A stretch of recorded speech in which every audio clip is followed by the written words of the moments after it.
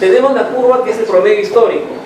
El promedio histórico es el comportamiento natural del río Guayaga en los últimos 30 años. Entonces, esa curva se ha formado con los datos que tiene Senami en los últimos 30 años. Y si esa curva la comparamos en este periodo con el caudal que estamos midiendo, nos estamos dando cuenta que a partir del aproximadamente 20 de junio, el río comenzó a disminuir. A diferencia de un pico que hubo ahí entre la quincena de junio aproximadamente. Pero luego ahí se puede ver evidentemente el aporte del río Guayaga, ¿no? Que está muy por debajo, está debajo de su normal. Ya, este de acá es la curva del río Guayabamba, también medida en la estación Guayabamba. Y ahí podemos ver que ya a partir de más o menos de la primera semana de julio hacia adelante, el río también comenzó a disminuir debajo de su normal. En el caso del río Mayo tenemos también que a partir de la última quincena, la última semana de junio hacia adelante, también el río tiene ese comportamiento, ¿no? Por debajo de su normal. Ya, en este caso, el río Cumbasa, como les comenté hace unos momentos, esta estación se ubica aguas abajo de la captación del canal que lleva el mismo nombre, ¿no?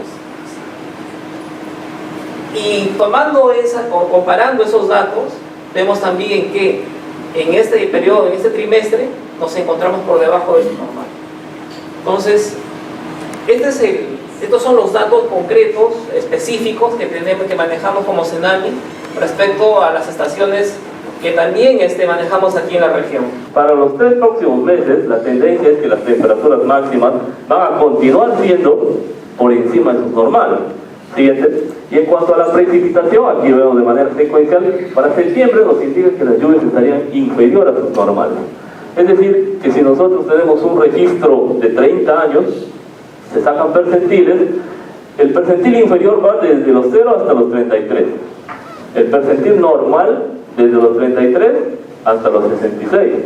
Y el percentil superior desde los 66 hasta los 100. Entonces, aquí lo que nos está diciendo es que estas precipitaciones estarían en el percentil entre 0 a 33, de acuerdo a la normal de la estación, porque algunas estaciones llueven más, otras llueven menos, ¿no?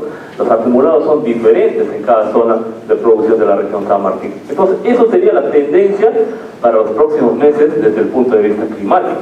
La exposición que nos están haciendo los funcionarios de Senami dan cuenta de la tendencia que tenemos, que es atípico, es cíclico y que hasta noviembre las lluvias no van a ser las normales, están por debajo de lo que históricamente durante 30 años ellos tienen los promedios y los percentiles están pues muy por debajo. No es que no vaya a llover, sí va a llover, pero están muy por debajo. Y eso es preocupante porque lo vivimos nosotros como población y hay escasez de agua. En Mapa San Martín está repartiendo agua por cisternas. La cadena productiva de las diferentes actividades que tenemos en la región, como es el arroz específicamente, que utiliza más agua, ya están sintiendo este estrés. Estamos viendo también la exposición que nos hace el SENASA, ¿no?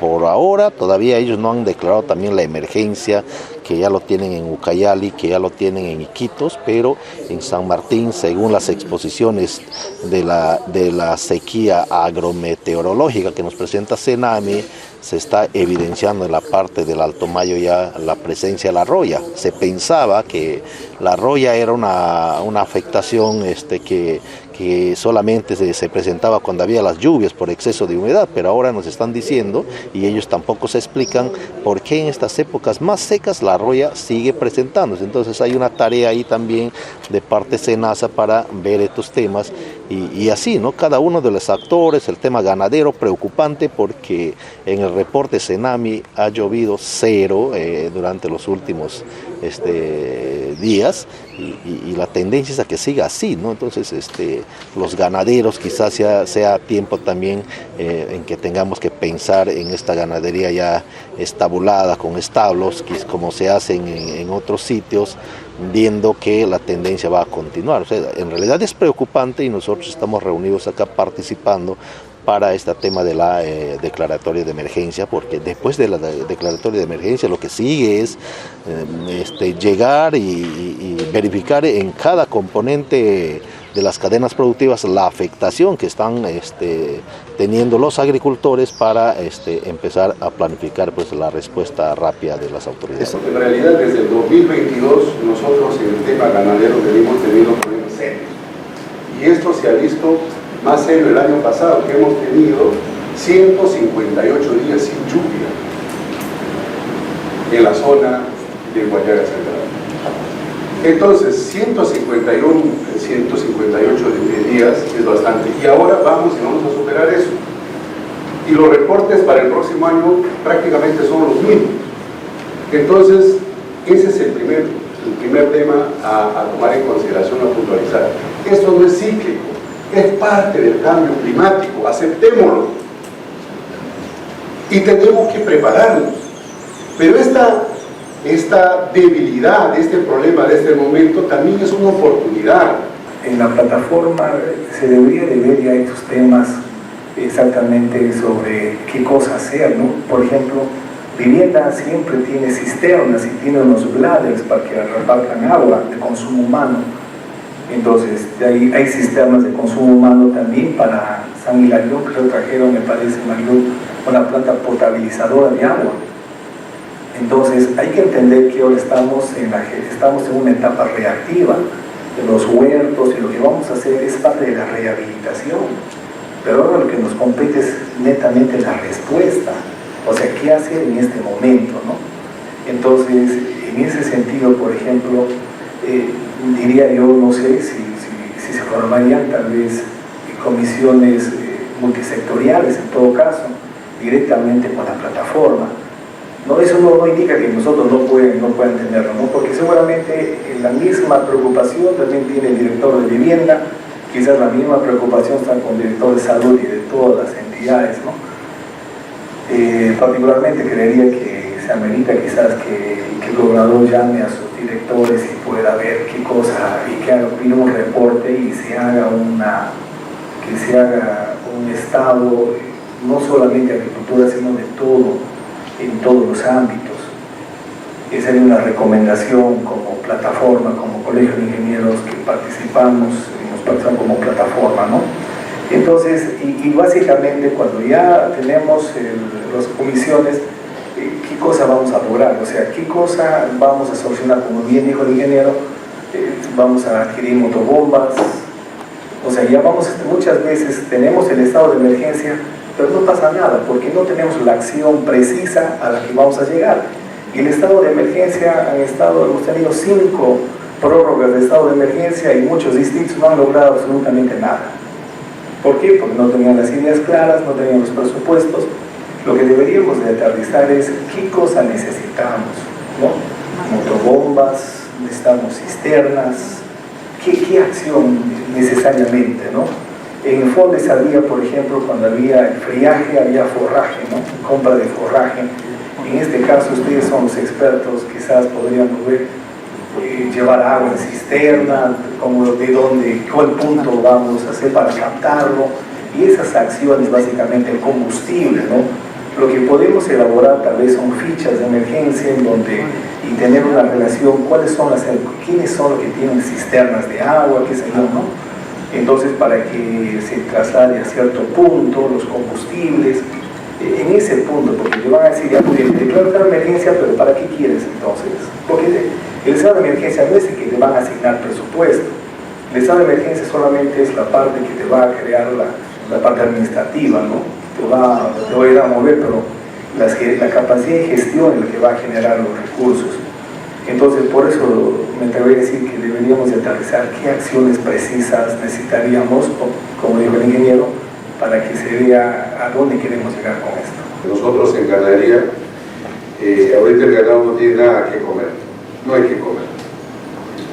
Ya todo se acabó realmente. Yo superviso una finca grande y ahorita no tenemos.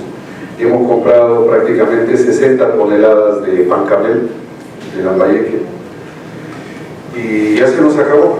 O sea, mejor dicho, mañana sábado se nos acaba. Tenemos 2 camiones que deben estar llegando el martes. No tengo que coman domingo y lunes. Y El pancamel que comprábamos la tonelada más o menos a 480 soles, ahora está a 780. Y la verdad el panorama pinta bien difícil. Nosotros que de alguna manera tenemos algo de efectivo para afrontar eso, la estamos sufriendo, no me imagino cómo está el resto de los canales. Ayer estaba a mi lado José Luis Sánchez, y José Luis Sánchez ha puesto letreros grandes de compra de pastos, porque ya no hay tampoco tiene. Entonces el pasto que recién está un mes, ya lo está dando curso y se está acabando. Entonces nosotros en ganadería lo que necesitamos es que el ganado no caiga a un estado caquético, que llegue a hueso y pellejo. Necesitamos mantener, los mantenemos con pancamelo, y la proyección es que recién va a llover a fines de noviembre o diciembre, entonces tenemos prácticamente 2 meses y medio que tenemos que hacer frente. Entonces, al menos en el tema de ganadería, nosotros tenemos clarito, el ganado no tiene nada que comer ahorita. No hay que darle mucha vuelta, ya hay datos concretos. Lo que tenemos que ver es qué vamos a hacer en el corto plazo. Y definitivamente hay, ahora compartí en la mesa técnica las fincas en donde ya no hay posibilidad que se recuperen. ¿Qué soluciones? No, seguramente con todo respeto no está el ingeniero, pero con un huerto no vas a solucionar el problema de la alimentación. Tenemos que tener un poquito más de proyección para ver cómo vamos a responder a familias que están quedándose sin nada. Entonces, esa es una realidad concreta y definitivamente eso no es la región. Hay focalizado, hay distritos. Huicumbo es uno de los distritos que deberíamos mirar qué solución vamos a dar. Un poco la información que tengo es eso. Sin embargo, recorriendo desde Chasuta hasta Tocache, tú siempre ves un poco un panorama de desolación. Por todo lugar muriéndose plantas. Pero hay otros que son más urgentes que otros, ¿no? Como este caso que les digo de plantaciones en Huicumbo que se han muerto. Entonces nosotros estamos totalmente con la mesa técnica dispuestos a seguir trabajando para ver cómo salimos en el corto plazo en las soluciones para hoy. Para el caso agrario específicamente, la reunión urgente, yo también estoy disponiendo a nuestros profesionales en cada una de nuestras sedes, coordinar para ver y empezar a sacar información. Entonces, a través de la SADEL que lideren estos equipos para el sector agrario y a partir de la semana entrante empezar ya a generar las reuniones de todo sobre el tema agrario, áreas secano, áreas de riego, ganadería, en cadenas de cacao, en fin, todas las líneas que hay y empezar a sacar información.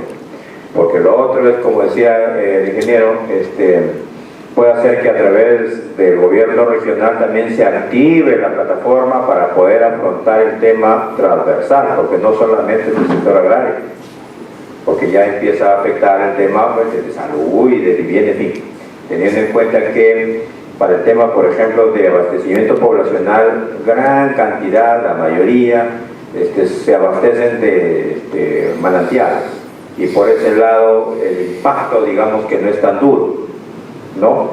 A diferencia pues de Mapacá y en las demás provincias y en Moyobamba inclusive. Reunamos con el especialista directo de orden, porque él es el quien debe elaborar el informe.